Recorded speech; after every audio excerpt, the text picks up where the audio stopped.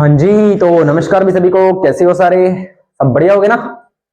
बढ़िया से चल रही होगी आप सभी की तैयारी। तो अपना कौन सा टॉपिक चल रहा था? सॉरी भाई, आवर्त बीजों की आकारी की, जिसमें हमने जड़ की 2 क्लासें देख ली, तने की 2 क्लासेस देख ली। आज अपनी 5वीं क्लास है इस टॉपिक की, और पौधे का अगला भाग है पत्ती। क्या है? पत्ती। ठीक है, तो पत्ती को आप जानते ही हो। करें शुरू? करते हैं फिर। कोई डाउट हो तो पूछ लेना। अब ये मैं एक चीज आपको क्लियरिटी से समझाऊंगा, कोई आपको दिक्कत आने वाली नहीं है। पत्ती के बारे में देखें तो पत्ती होती क्या है, या पौधे के किस भाग से बनती है, वो सारी बातें देखते हैं। तो देखिए क्या लिखा है कि तने व शाखाओं की। तना, लो जी पहले एक बार तना बना देते हैं। ये मोटा मोटा अपने को तना बना लिया, और ये बना लिया हमने तने की शाखाएं। ठीक है, कि पर्व संधियों से निकलती है। Very very important. पत्तियां कहां से निकलती है? तने और शाखाओं की पर्व संधियों से। यहां पर अपनी जो संधियां बनती हैं, संधियों का जोड़ मतलब जोड़ ही होता है। यहां से जो भाग निकलता है वो आपका किसका निकलता है? पत्ती का निकलता है। तो अपने थोड़ी सी बड़ी पत्ती बनाने का प्रयास करेंगे। चलिए बना लेते हैं सर, आप कहते हो तो। कुछ इस प्रकार से होती है, इस प्रकार से और इस प्रकार से। ये मैंने रफली बनाई है, ठीक है, बाकी आप पहचान ही गए होंगे पत्ती। पर्व संधियों से निकलने वाली जो पार्श्व असमान भाग होता है, यानी कि असमान एक जैसा नहीं होता, ये कोई छोटा होता है कोई बड़ा होता है। तो पत्ती वो क्या होती है कि तने व शाखाओं की पर्व संधियों से निकलती है। वेरी वेरी इंपॉर्टेंट क्वेश्चन यही बनता है कि पत्ती पौधे के किस भाग से निकलती है। तो आप कह सकते हो कि तने व शाखाओं की पर्व संधियों से निकलने वाली जो असमान भाग होता है वो आपकी क्या होती है? पत्ती होती है। तने और शाखाओं से। तने और शाखाओं से। इतनी बात क्लियर? अब ऐसे करो, इसका स्क्रीनशॉट ले लो, उसके बाद में देखते हैं आगे क्या विचार है इसके बारे में।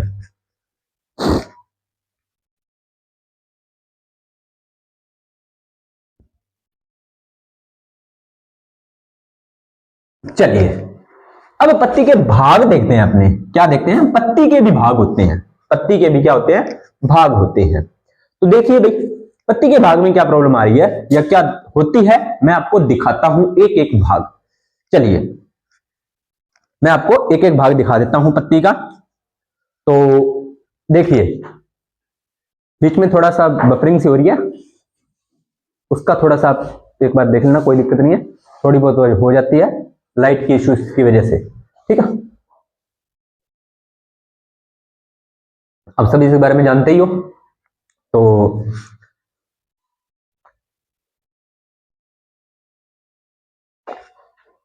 चलिए पहला भाग क्या है? पहला है पत्राधार। पत्राधार मिटाता हूं मैं इस बार, और वही पुराना अपना काम, एक ही काम है क्या? शब्दों के साथ खेलना। पत्राधार, क्या करो? संधि करो इसकी। पत्र प्लस आधार। पत्ती का कौन सा भाग होता है? आधार्य भाग होता है ये। कौन सा भाग होता है? पत्राधार आधार्य। आधार का मतलब जहां से उस पत्ती निकलेगी। पर्णवृंत वह स्तंभ को जोड़ता है। पर्णवृंत और स्तंभ को ये जोड़ता है, यानी कि जो आधार होता है वो पर्णवृंत को, यानी कि ये वाले भाग को, और आधार को, ये स्तंभ यानी कि ये आपका तने को ये जोड़ने वाला जो भाग होता है। देखो क्या बोल रहा है कि पर्णाधार क्या होता है? पहला भाग तो ये आपका क्या होता है? स्तंभ होता है तने का, स्तंभ। और ये होता है आपका पत्ती का कौन सा भाग? पर्णवृंत, है ना। इन दोनों को जोड़ने वाला जो बीच वाला ये पुल का काम कर रहा है ना, ये आपका पत्रा आधार होता है। क्या होता है? पत्र आधार। चलो मैं आपको दिखा भी देता हूं।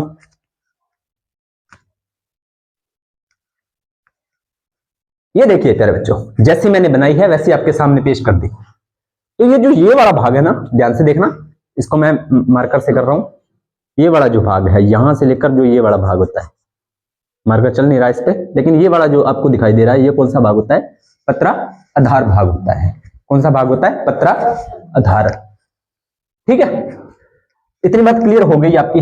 दूसरा भाग है पर्णवृंत। ठीक है, पर्णवृंत।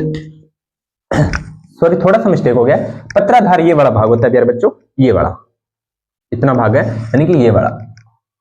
यहां तक जो भाग होता है वो पतरा आधार होता है, क्योंकि यहां पर ही तो पत्ती जुड़ेगी ना।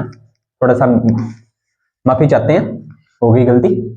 इस भाग पर जो पत्ती जुड़ती है, ये वाला भाग आपका पतरा आधार होता है।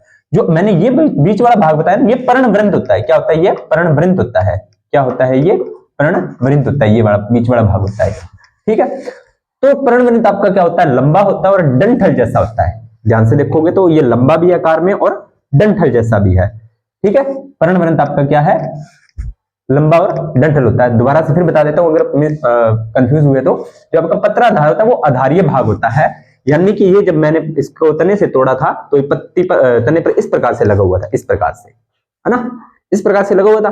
तो ये आपका पत्राधार है। पर्णवृंत स्तंभ को जोड़ता है। पर्णवृंत ये आपका पर्णवृंत है ना, ये पूरा पर्णवृंत हो गया, और पर्णवृंत को और स्तंभ को जोड़ता है। तो ये बीच वाला जो जोड़ है ना, ये वाला आपका क्या है? पत्राधार है, यानी कि पत्ती का एक आधार देता है हमें, है ना। तो वो आपका पत्राधार हो गया। पर्णवृंत क्या होता है? लंबा होता है और डंठल जैसा होता है। ये देखो आकार में क्या है? लंबा है और डंठल जैसा है, ठीक है। अब जो आपके लिए इंपॉर्टेंट बात है वो क्या है? जिन पत्तियों में पर्णवृंत पाया जाता है, जिन पत्तियों में यह पाया जाता है, कौन? पर्णवृंत। यह का मतलब यहां पर क्या है? पर्णवृंत से है, ठीक है। पर्णवृंत भी कह देते हैं उसे, पत्तरवृंत भी कह देते हैं, पत्तरवृंत भी कह देते हैं, जो आपको अच्छा लगे वो कह सकते हो, ठीक है। पर्णवृंत पाया जाता है उसे सैवृंत बोलते हैं। जिन पत्तियों में यह पाया जाएगा, क्या पाया जाएगा? ये आपका पर्णवृंत या पत्रवृंत पाया जाएगा, उसे क्या बोलेंगे? सैवृंत कहा जाता है। क्या कहा जाता है? सैवृंत। यानी कि आपका पत्तरवृंत या पर्णवृंत अगर है, सै का मतलब होता है होना। सै का मतलब यहां पर क्या होता है? होना। संधि अगर आपने हमारे चैनल पर रवि सर की आई हुई है तो 6-7 क्लासेस में देख सकते हो, आपकी पूरी संधि कंप्लीट हो जाएगी कि सै का मतलब क्या होता है। वो सारी उन्होंने सर ने बताई हुई है और बहुत अच्छे से बताई हुई है, ठीक है। तो इस सै का मतलब होना और वृंत का पर्णवृंत, यानी कि वृंत का पाया जाना सैवृंत। तो जिन पत्तियों में सैवृंत आपका पत्तरवृंत पाया जाता है उसे बोलते हैं सैवृंत। वेरी वेरी इंपॉर्टेंट क्वेश्चन बन सकता है। एग्जाम्पल आपको याद रखना है, आम का पत्ता या पीपल का, यानी आम का पौधा या पीपल का पौधा, इसके दो एग्जाम्पल हैं, वो आपको याद रखने हैं। किसके? सैवृंत के हैं। किसके हैं? सैवृंत के एग्जाम्पल हैं। किसके हैं? सैवृंत के। जिनमें पत्तरवृंत नहीं पाया जाता, जिनमें पत्तरवृंत नहीं पाया जाता उन्हें अवृंत बोलते हैं। ए का मतलब है यहाँ पे नहीं, ए का मतलब क्या है? नहीं, और वृंत का वही पत्तरवृंत। तो इसमें पत्तरवृंत नहीं पाया जाएगा। ध्यान देना बच्चों, सैवृंत में पाया जाएगा और अवृंत में नहीं पाया जाएगा। क्या नहीं पाया जाएगा सर? आपका पत्रवृंत। क्या? आपका पत्रवृंत, ठीक है। चलिए आगे और देखते हैं। पत्रवृंत क्या करता है? पत्ती के फलक, पत्ती के फलक, फलक क्या होता है आगे बात करेंगे। पत्ती के फलक को प्रकाश में उठाए रखता है, प्रकाश में, रोशनी में, सूर्य के सामने या सूर्य में इसको फैलाए रखता है ताकि अधिक मात्रा में प्रकाश प्राप्त हो सके, ताकि अधिक मात्रा में प्रकाश प्राप्त हो सके। क्या हो सके? अधिक मात्रा में प्रकाश प्राप्त हो सके। सर पत्तियों को प्रकाश की आवश्यकता क्यों होती है? बहुत अच्छा क्वेश्चन है। इस पत्ती का कलर देखो आपको कैसा दिख रहा है, इस पत्ती का आपको कलर कैसा दिख रहा है? सर कलर तो हरा है, बिल्कुल। तो पौधों की जो पत्तियां होती हैं वो हरी क्यों होती हैं? तो इसका रीजन होता है हरा रंग कि पौधों की पत्तियों में पाया जाता है आपका हरित लवक या क्लोरोफिल, हरित लवक या क्लोरोफिल, हरित लवक या क्लोरोफिल। सर ये क्लोरोफिल तो पाया जा रहा है, ये क्लोरोफिल क्या काम कर रहा है? क्या काम कर रहा है क्लोरोफिल? ध्यान देना। चलो मैं मेरा एग्जांपल दे देता हूं। ये पौधे की पत्ती है और ये मेरा हाथ है, दोनों में हरा कौन है? सर पत्ती है। इसमें क्या है? क्लोरोफिल है। क्या मेरे हाथ में क्लोरोफिल है? नहीं है। अब आपको पता है प्रकाश संश्लेषण में क्या होता है? किसमें? प्रकाश संश्लेषण या फोटोसिंथेसिस कौन करते हैं? सर पादप करते हैं। क्यों करते हैं पादप? क्यों करते हैं पादप? क्योंकि इनमें क्लोरोफिल पाया जाता है।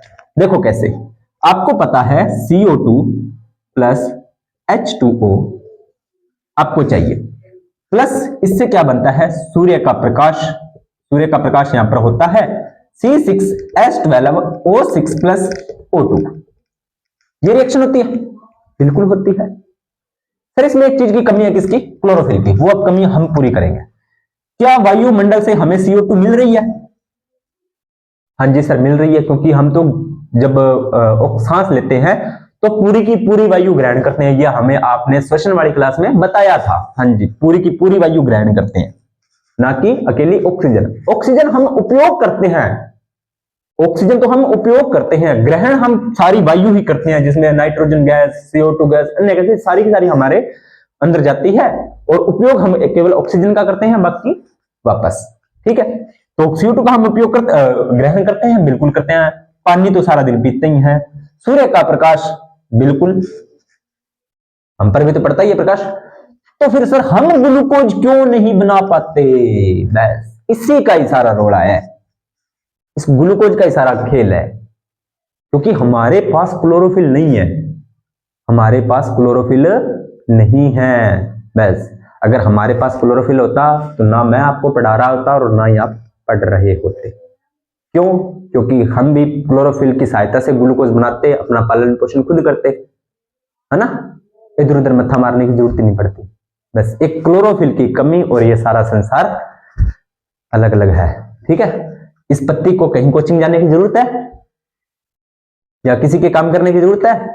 या ये कहती है कि क्या मैं biology king bye Narendra Kumar के यूट्यूब चैनल से तैयारी करूंगी, मैं भी गवर्नमेंट सर्विस लगूंगी?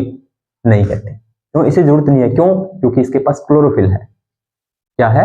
क्लोरोफिल। याद रखना है इस बात को, इसकी वजह से ये हरी होती है, याद रखना है इस बात को। तो पत्तियों का हरा रंग होता है वो क्लोरोफिल की वजह। आज आपका 2 डाउट क्लियर हो गए होंगे ना। तो यहाँ पर क्लोरोफिल भी होगा, तब जाकर यह विक्रिया संपन्न होगी। एक बात साथ के साथ और बताते, एग्जाम में पूछा था, जिस तरह हमारे घरों में सोलर पैनल काम करते हैं ना, हम प्रकाशीय ऊर्जा को विद्युत ऊर्जा में कन्वर्ट करते हैं, उसी प्रकार ये पत्तियां भी प्रकाशीय ऊर्जा को रासायनिक ऊर्जा में बदलती है। उसी प्रकार ये पत्तियां प्रकाशीय ऊर्जा को रासायनिक ऊर्जा में बदलती हैं इस तरह से, क्योंकि जब बाद में ग्लूकोज टूटेगा पत्तियों में तो क्योंकि पौधे को भी श्वसन करना होता है, तो क्या बनता है? ATP ऊर्जा वगैरह बनती है। ये सारी बातें आपको पता है। चलिए अगला है आपका पत्र फलक। कौन सा? पत्र आधार आपने देख लिया, ये बता दिया सर आपने, पत्रवृंत सर आपने ये बता दिया। तो पत्र फलक, फलक का मतलब होता है ये वाला भाग जो बड़ा सा आपको हरा हरा दिखाई दे रहा है ना, ये आपका पत्र फलक है। ये जो बड़ा सा आपको ये सारा जो हरा हरा दिखाई दे रहा है, ये आपका पत्र फलक है। तो ये हरा होता है, चपटा। देखो फ्लैट है ना ये, बिल्कुल इस तरह से, इधर से भी फ्लैट, इधर से भी फ्लैट। तो फ्लैट का मतलब चपटा होता है, तो ये चपटा भी है और पूरा फैला रहता है। ये सिकुड़ा तो नहीं है ना, इस तरह से सिकुड़ा तो नहीं है, ये पूरा फैला हुआ है। ठीक है, फैला भाग होता है। पर्णवृंत से यानी कि पर्णवृंत से यानी कि यहां से, ये देखो यहां से, ये पर्णवृंत है। पर्णवृंत से पत्ती के सिरे तक मध्य में एक शिरा होती है, जिसे हम महाशिरा कहते हैं या मध्य शिरा भी कहते हैं। इस बात का क्या मतलब है? देखो इसने बोला है कि पर्णवृंत से यानी कि यहां से, ये पूरा पर्णवृंत है, तो यहां से लेकर यहां तक ये पत्ती का सिरा है, ये वाला भाग, ये पूरा, इसको बोलते हैं प्यारे बच्चों मध्य शिरा। क्या बोलते हैं? मध्य शिरा बोलते हैं। क्या बोलते हैं? मध्य शिरा बोलते हैं। और इस मध्य शिरा से, इस मध्य शिरा से अनेक या कुछ संख्याओं में दोनों तरफ अन्य शिराएं निकलती हैं। ये देखो दोनों सिरों में, इधर भी निकल रही हैं, इधर भी निकल रही हैं, इधर भी, इधर भी, इधर भी, इधर भी, इधर भी, इधर भी। इनसे भी देखो तो इधर शाखाएं, इधर शाखाएं, इधर शाखाएं, इधर शाखाएं, छोटी छोटी आप देखते जाओगे तो फिर आपको अलग अलग और छोटी छोटी इसकी आकृति होती जाएगी। ठीक है, ये देखो इस तरह से शाखाएं निकल रही हैं। इसको बोलते हैं सूक्ष्म शिखाएं या अन्य शिराएं। क्या बोलते हैं? अन्य शिराएं। देखो पर्णवृंत से पत्ती के सिरे तक मध्य में एक शिरा होती है, जिसे बोलते हैं मध्य शिरा यानी कि बीच वाली शिरा। और इस मध्य शिरा से अनेक पतली शिराएं निकलती हैं जो दोनों तरफ पाई जाती हैं। पतली शिराएं निकलती हैं जो दोनों तरफ पाई जाती हैं। ये पतली शिराएं क्या काम करती हैं सर? ये पतली शिराएं आपका क्या काम करती हैं? तो वो देखिए ये क्या काम करती हैं। यह पत्र फलक को यानी कि इस पूरे पत्र फलक को कंकाल की भांति दृढ़ता प्रदान करती है। कंकाल की भांति दृढ़ता, इसका मतलब यह है कि जिस तरह से हमारे शरीर में जो हड्डियों का ढांचा है, हमारा जो कंकाल तंत्र है, वो हमारे शरीर को एक आकार, निश्चित आकार प्रदान कर रहा है। सोच के देखो अगर हमारे शरीर में हड्डियां नहीं होती तो क्या होता, क्या हमारा शरीर इस तरह से खड़ा रह पाता, इस तरह से चल पाता? नहीं, हम सिर्फ एक मांस का गोला होते। इसका मांस का एक गोला होते जो इधर उधर लुढ़कते फिरते, है ना। तो इस तरह से हम अच्छे से चल पा रहे होते हैं, तो हड्डियां होती है। इसी प्रकार पत्ती में भी ये जो मध्य शिराएं होती हैं, ये जो अन्य शिराएं हैं, वो पत्तियों को एक कंकाल की भांति कार्य करती हैं, उसको कंकाल की भांति दृढ़ता और एक निश्चित आकार भी देती है। निश्चित आकार, इधर देखो ये और भी साफ दिखाई दे रही है, ध्यान से देख लो, है ना। तो निश्चित आकार और दृढ़ता भी ये प्रदान करती हैं। इसके अलावा इसका मुख्य कार्य क्या है पूछ लेगा, ये थोड़ा सा डीप कब बन जाता है क्वेश्चन, थोड़ा सा, ज्यादा नहीं है, थोड़ा सा डीप। क्या बन जाता है कि इसका मुख्य कार्य क्या है? मुख्य कार्य है भोजन व जल का परिवहन करना। भोजन और जल का परिवहन करना। कैसे सर भोजन और जल का परिवहन? आपको पता है जड़ से जल आता है पत्तियों में, किसके द्वारा? जाइलम के द्वारा। पत्तियों में जो भोजन होता है, पत्तियों में जो भोजन का निर्माण हुआ, ग्लूकोज का निर्माण हुआ, इसे अब पौधे के अन्य भागों में इन्हीं शिराओं के द्वारा भेजा जाएगा। कैसे? जैसे मान लीजिए यहां पर ग्लूकोज का निर्माण हुआ, सपोज कीजिए यहां पर, तो यहां से ये यहां आएगा, यहां से ग्लूकोज फिर यहां आएगा, यहां से फिर यहां जाएगा, और उसके बाद में तने में, और इस तरह से पूरे पादप में ये फैल जाएगा। क्लियर? चलिए आगे देखते हैं। अब है पत्तियों के प्रकार। ये तो पत्तियों के भाग हो गए, कोई आपको परेशानी नहीं हुई, मैंने आपको एक एक चीज क्लियर कर दी है ना। इसके बाद में है पत्तियों के प्रकार। कितने प्रकार हैं? पत्र फलक के काटने के या कटाव के आधार पर दो प्रकार होते हैं। यानी कि ये जो हमने अभी आपको पत्ती दिखाई है, इसके कटने के आधार पर या इसे कटे हुए भाग के आधार पर इसके दो प्रकार होते हैं। तो पहली होती है आपकी सरल पत्ती। कौन सी? सरल पत्ती। जिसका फलक अधिक हो, यानी कि जिसका फलक क्या हो? अधिक हो, और यदि कटा भी हो तो कटाव कभी भी मध्य शिरा तक ना जाए। कटाव कहां ना जाए? मध्य शिरा तक ना जाए। इसमें कहना है पत्ती या तो कहीं से कटी फटी ना हो, अगर कटी फटी हो भी तो इसका जो कटाव है वो मध्य शिरा तक ना पहुंचे। देखो इस तरह से मैं इसको काटने का प्रयास कर रहा हूं, ठीक है। ये तो यहां से बीच में से काट दी, कोई दिक्कत नहीं है। लेकिन ऐसे में मान लीजिए इसको यहां से काटूं तो ये प्रॉपर कट रही है, ठीक है। लेकिन जब ये अपने आप कटती है, क्योंकि ये तो एक निश्चित आकार इसको दे दिया, लेकिन जब इसे अपने आप ये कई बार पत्तियां कट जाती हैं तो उसका मध्य शिरा तक कटी हुई न हो, ठीक है। उस प्रकार की जो पत्ती होती है वो आपकी सरल पत्ती होता है। एग्जांपल है आपको आम की पत्ती। कौन सी पत्ती? आम की पत्ती आपको याद रखना है। कौन सी पत्ती? सरल पत्ती किसकी होती है? आम की होती है, याद रखना है। अगला है संयुक्त पत्ती। कौन सी पत्ती? संयुक्त पत्ती। कौन सी? संयुक्त। इसमें क्या होता है? जिसका पत्र फलक कटाव, जिसका पत्र फलक कटाव कई स्थानों पर हो, कई स्थानों पर हो, यानी कि सीधी सी बात है पत्ती का कटाव फलक होगा और फलक की मध्य शिरा तक या फलक के आधार तक पहुंच जाता हो, यानी कि उसका कटाव क्या हो, उसके आधार या मध्य शिरा तक भी पहुंच जाए, तो वैसी आपकी क्या होगी? वो आपकी क्या होगी? संयुक्त पत्ती होगी। फलस्वरूप इसका रिजल्ट क्या निकलेगा? फलस्वरूप जो आपका फलक होगा वो अनेक छोटे छोटे खंडों में विभाजित हो जाएगा। जो आपका फलक क्या होगा? अनेक छोटे छोटे खंडों में विभाजित हो जाएगा। फॉर एग्जाम्पल गेहूं है, आपने गेहूं और बाजरा वगैरह देखा होगा, वो बात, ठीक है। संयुक्त पत्ती गेहूं और बाजरा वाली आप समझ सकते हो। क्लियर? इतनी बातें आपको क्लियर हो गई होंगी।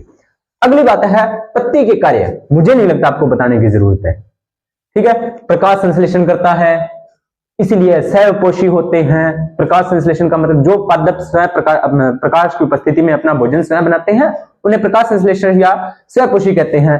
तो यह स्वपोषी होते हैं, प्रकाश संश्लेषण करते हैं, क्लोरोफिल पाया जाता है, ये अपना भोजन खुद बनाते हैं। ये सारी बातें आपको पता है। इसके अलावा गैसों का विनिमय, गैसों का विनिमय मतलब है गैसों का आदान प्रदान, क्योंकि ये CO2 वायुमंडल को प्रदान करते हैं और ऑक्सीजन CO2 वायुमंडल को वायुमंडल से ग्रहण करते हैं। क्या करते हैं? ये देखो यहाँ पर ये वायुमंडल से CO2 ग्रहण कर रहे हैं और इधर वायुमंडल को ऑक्सीजन प्रदान कर रहे हैं। इस प्रकार से गैसों का ये विनिमय करते हैं। उत्सर्जन की क्रिया को नियंत्रण, उत्सर्जन की क्रिया का नियंत्रण करते हैं। ट्रांसफॉर्मेशन की क्रिया का ये नियंत्रण भी करते हैं, ठीक है। इसके बाद में कलिकाओं की सुरक्षा। आपको पता है पत्तियों में पत्तियों के साथ कलिकाएं होती हैं, तो ये कलिकाओं की सुरक्षा करते हैं और बाद में ये कलिकाएं कांटों का रूपांतरण ले लेती है। किसका? कांटों का रूप ले लेती है और कांटों से पशु पक्षियों से पौधों को बचाया जा सकता है। यानी कि पत्तियों से ही, एग्जाम में एक बार क्वेश्चन क्या आया था कि पौधे के किस भाग से कांटों का निर्माण होता है, तो पत्तियों से कह सकते हो आप, ठीक है। तो ये कलिकाओं की सुरक्षा करती है, बाद में ये कांटों का रूप ले लेती है और कांटों से पशु पक्षियों से पौधे की रक्षा करती है। चलिए जी, अगला है प्रतंतुओं में रूपांतरित होकर।